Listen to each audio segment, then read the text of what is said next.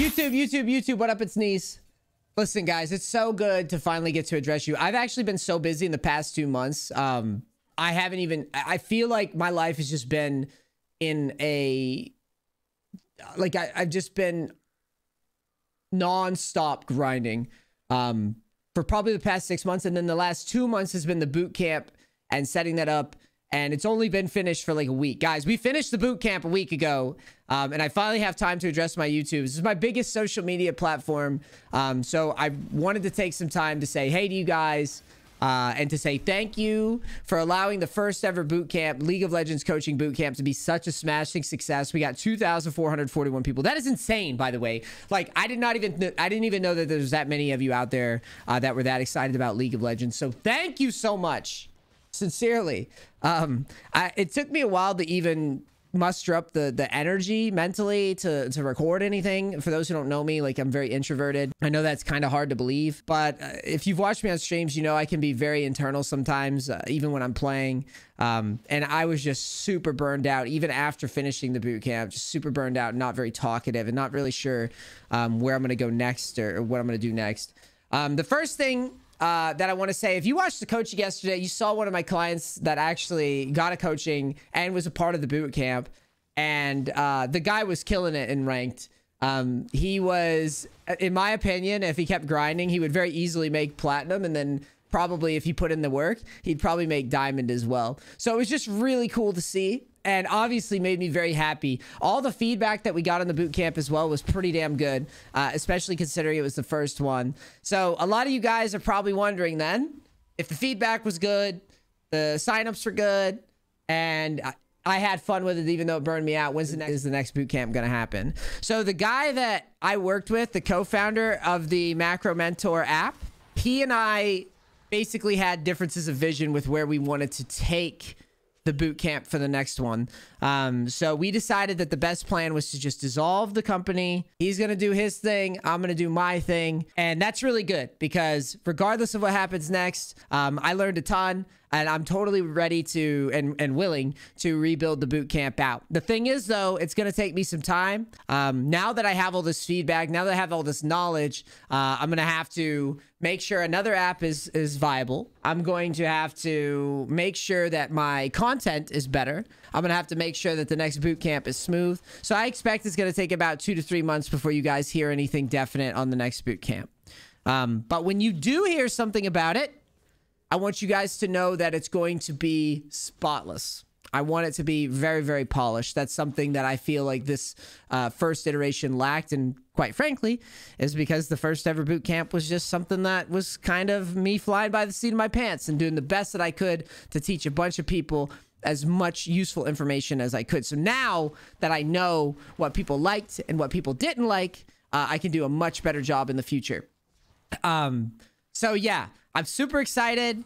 If you guys are, you know, if there's anybody out there that's interested on helping, you can always shoot me a message. If your skill set makes sense, or if I need you, like, I will happily try to work with you and incorporate you. I find that the people that were the most helpful in the boot camp were the people that were just passionate about League of Legends and coaching and the game and bringing the community together and all that. Also, the community, like, everybody basically was like, this is the best community ever. So yeah, I'm really stoked on how it went. I'm really amped up about how the boot camp went. And I don't deserve the opportunity that I have. And so I just wanted to say, like, thanks. And we're going to do a better one. And yeah, it's just crazy. Another thing that you guys really loved that I wanted to address on the channel, this is more of kind of like a big channel update and just information dump. There was a ton of guest speakers in the boot camp. You guys had such good feedback for the guest speakers. A lot of you compared me to the Joe Rogan of League. I was pleasantly surprised at how well those did. And I want to keep doing those. So I'm planning to do a weekly, like, talk with content creators as they're available going forward, so that we can actually, like, continue that trend and not just make it a boot camp only thing. I think that having guest speakers and all that was just so cool, and was something, again, that brought the community together, because I think a lot of us just kind of get in our little hidey holes as content creators and we don't work together and we don't network. So that's something that I really want to keep doing. And let me know what you guys think in the comments, because it just seemed like the community absolutely loved it. So we've got a new boot camp coming eventually. I've got new speakers hopefully coming soon. Like I said, I'm going to try to aim for once a month. And then obviously the coaching is back. And the last thing I wanted to say is on my coaching site, on NEACE.gg. I know you guys are watching the background gameplay here, but I just wanted to say on NEACE.gg, if you guys want to book myself or any of my coaches, we're all back. We're all live again for the time being. I wanted to make sure that it was clear on the channel that the slots are open. I've got a wonderful support coach in RAYSKAT who's personally climbed to Masters. He's active in Masters on EU West right now. He also is grinding to high elo, playing pretty much all support champs because he really wants to do a good job coaching you guys. I've got PHYLARIS, who was one of my guest speakers. Wonderful jungle coach. Awesome person to get coached by. You book a coaching through him. I've got COLIN, who is my my personal friend and just a great Challenger Peak player. Coached me on Riven. Is going to be coaching me on Tristana on the channel soon. I mean, I've just got so much stuff going on. I've got so much shit happening that it's at the point now where I can barely keep up. So yeah, you can book a coaching if you want. You can hang out for some more talks if you want. You can go to my stream at fb.gg/NEACE. I'm still a premium partnered a content creator with Facebook. So there's just a lot of ways that you can get content. It's a lot of ways that you can get coaching. And there's also my second channel, which will be in the link in the description below. I'm trying to think if there's anything else that you guys may or may not want to know. I could have addressed all of it. Boot camp's not going to be announced until at least a couple months at a minimum. Boot camp feedback was amazing. Like, it really was. I will do it again. Everything about the app, everything about, like, I know this video is dragging a little bit. So for the rest of the video, I guess I could just talk to you guys about my Tryn Mid strategy, because the Silas thing. I forgot about the Silas climb. So what happened with the Silas climb was I did a Silas climb to Diamond on the boot camp. And I was trying to get to Diamond in 100 games with Silas.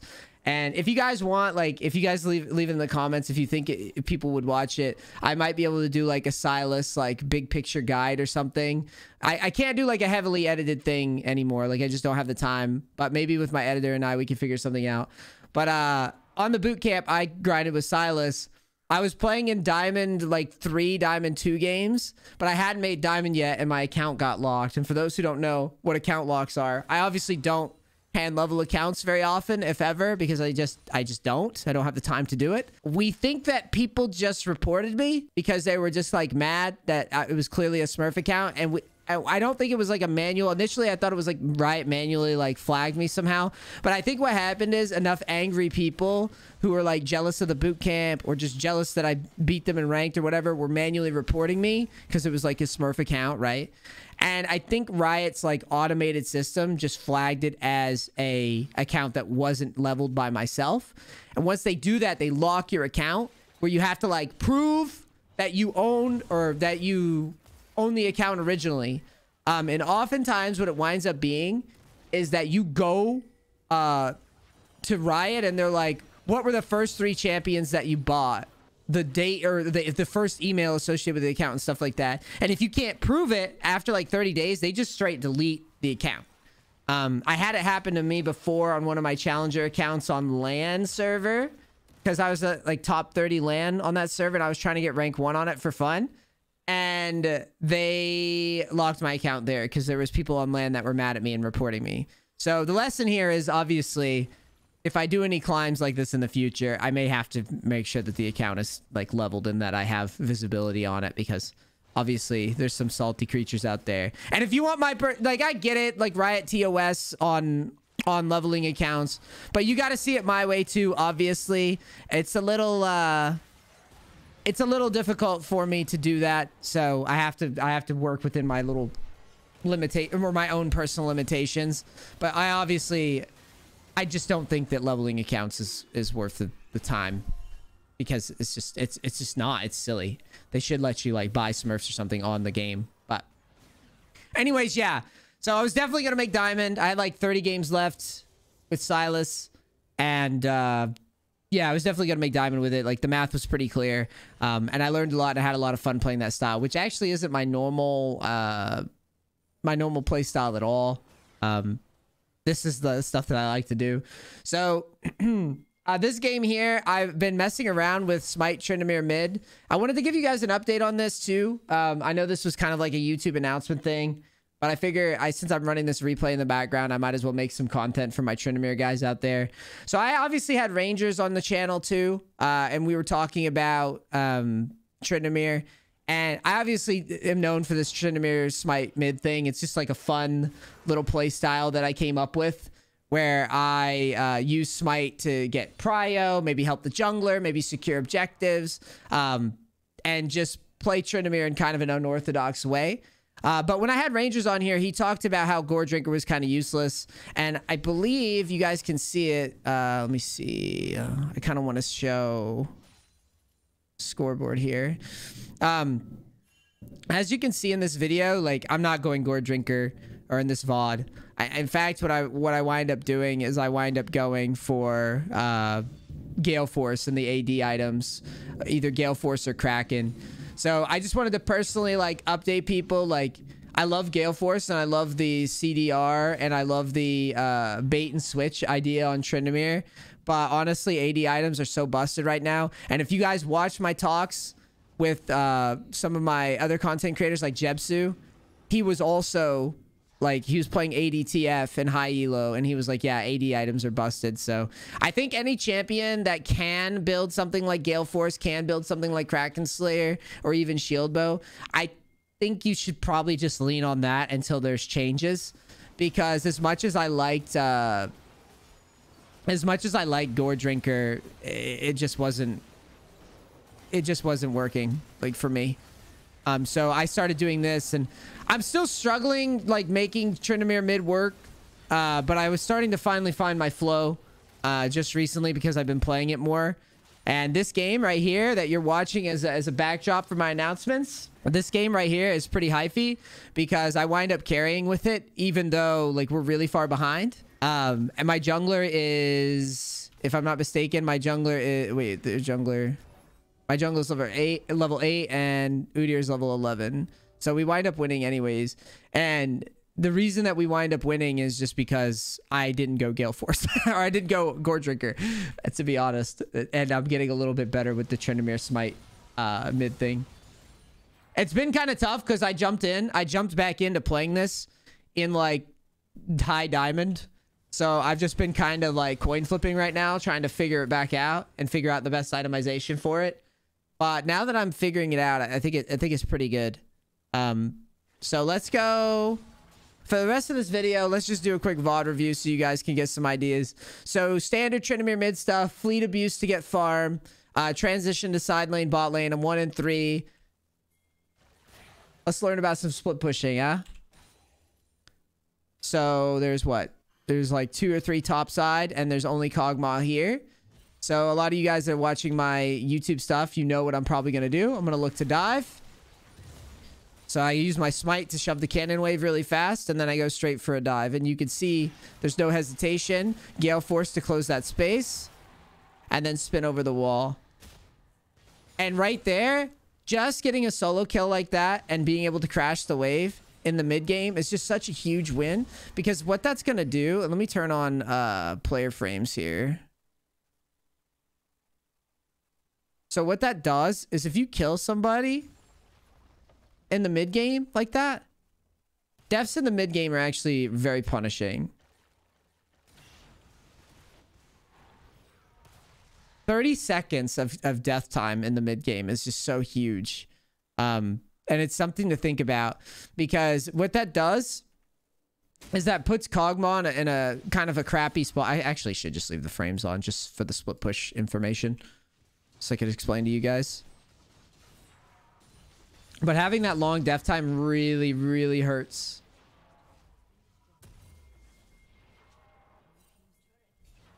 But man, Kog'Maw mid is a very confident pick into Tryn Mid. Split push. One thing that I really love about this playstyle is the objective control. Because it's kind of neat. The smite looks really silly, but the smite's cool because you could do things like shove the first cannon wave, like the whole cheater recall bit. You could do that really easily with smite Tryn Mid, just using your fleet and just being cognizant of it and then shoving the cannon wave fast. You can also do things like, if enemy team is doing an objective, you can always fake that you're going to steal it or actually go for the steal by just having your ult up and lingering around the objective. And what that winds up doing is they know that if they get close to doing the objective or finishing it, you'll normally have a level lead because you've been split pushing the whole game, and then you could spin over the wall and like just ult and contest the objective. Like you get a chance to take the objective, which I just think is so cool. Oh, this play is sick. I'm still learning my limits with Gale Force, but it's just a really good, it's just a really fun play style because you can actually like close space with Gale Force. Kraken Slayer, I like, but I only like if I'm actually allowed to auto attack. And I feel like with running the smite thing, I kind of need the extra gap close. So I get a cool double kill in backline. Team still dies. That's why I grabbed this game for this, because I just felt like, in all honesty, this is a good game to show that, like, yeah, Tryn Mid with smite's a little goofy, but can actually carry if you know what you're doing. As silly as it is, it can still carry. So I figure out enemy team's likely to go Baron after picking the Jinx. So what I wind up doing then is crossing. And this is the thing. Like, enemy team knows. If you do... Like, enemy team has to know, if we actually go to their vision, that I'm lingering around once I hit the plant. And they know... Let me see. Did they show the... They're pinging my smite. So they're scared to do Baron because they know that I can actually smite it. And because of that, they don't feel confident in doing the Baron. I just love this concept so much. I love that no matter... People always ask me, like, why I'm doing the smite thing. I just think it's neat. It's just off meta. I'm also the guy that used to do, like, smite top and just do, like, weird... Like, I also did, like, AD Gangplank bottom. I like things that, like, follow the rule... Or just, like... They break the meta, but they're within the meta. Like, they make sense when you actually start, like, thinking about it. So it's like... Yeah, it's a little silly for a Tryn Mid to run smite and go into the mid lane. But when you have scenarios like these, like you're able to get through the lane phase, and then you're able to make it so that you can impact the game in all these different areas. I just think it takes a lot of game knowledge, and I think that's why I enjoy it so much, because it's like, yeah, I know how mid works. Like, I know how top works, but I also know how mid works, and I also know how jungle works. And I'm putting all these little tools together to come up with my own unique play style, right? That, like, no one else is doing. That's always been a big reason why I've even it, is because I just thought it was so cool. And so because they know that I'm lingering around, they're afraid to actually go for the Baron, and then they reset the Baron, and then they're in a really tricky spot because of that. And so they've walked all the way over for nothing. And so we work the map macro wise, and then the enemy team decides to take a fight. And the fight actually doesn't go their way because they got chunked out by Baron and they wasted their time on Baron.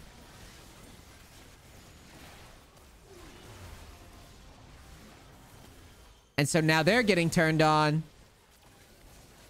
And then we're doing Baron, except this time we have a Cho'Gath. I love this move, by the way. You can see this again. It's great. You know that Kog'Maw is going to poke you in this spot. Like, I'll slow it down. If you allow Kog'Maw to just AP poke your team on Baron, you'll lose the opportunity to get Baron. So I realized that he's likely playing the blasting cone, so I knock him over the wall on purpose just to deny some of that poke damage. I just love this play so much. It's such a good little move, because then my team feels comfortable attacking a little longer.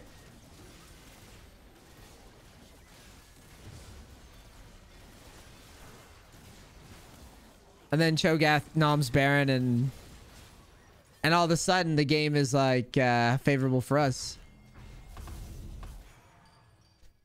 And it was a game where team was super far behind. But just with good macro and split pushing, and the fact that we could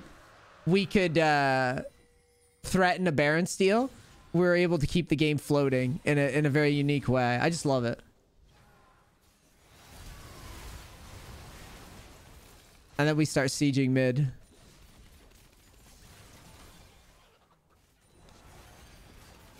That Renekton ult is questionable.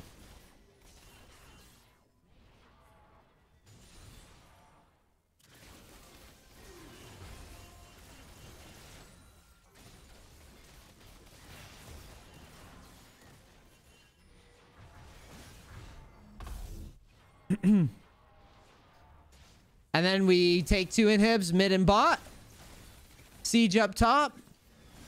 Pretty standard stuff. Oh, hey, if you guys want to learn a trick about pushing. So even diamond players mess this up. Notice how I'm not just I'm not pushing randomly. See my jinx? I ping her off, but it doesn't matter.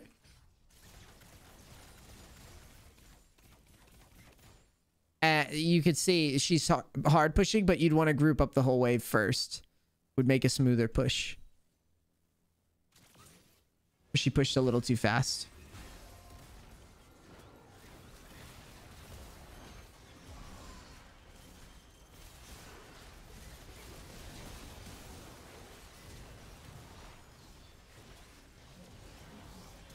Udyr gets caught. And that's GG.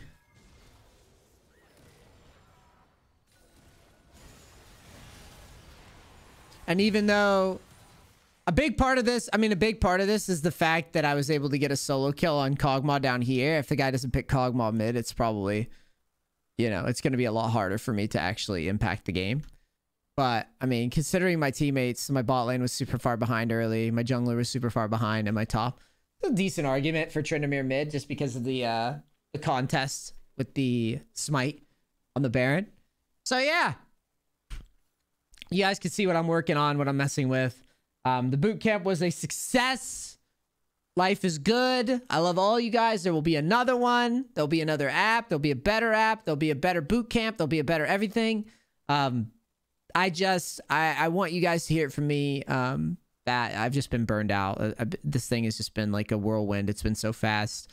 And I was just taking some time to have fun playing the game a little bit for myself and just kind of relaxing before I addressed anybody because I just didn't know what I wanted to do. There'll be more interviews.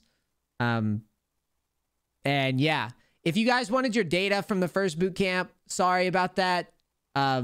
We worked to get a database out. Basically, I had plans for how to show a bunch of like data points from the first boot camp, but we just didn't get there because of the, like I said, the split, the dissolving the company bit and all that. So definitely next time. All these things have just been incredibly positive though, and there's just been nothing but basically just optimism for how we're going to do the next one. And I suspect that a lot of you guys will want to sign up because now you've seen it. You've seen people have been happy with it. They've played better. They've said good things. And I'm super excited. Once everybody, including myself, is kind of decompressed, we're going to go forward. Book a coaching. Look forward to some more Tryn Mid stuff. I'm doing that while I'm not coaching. Just trying to get to high elo on NA for sport. Love you guys. Thanks again for being here. I'll see you next time.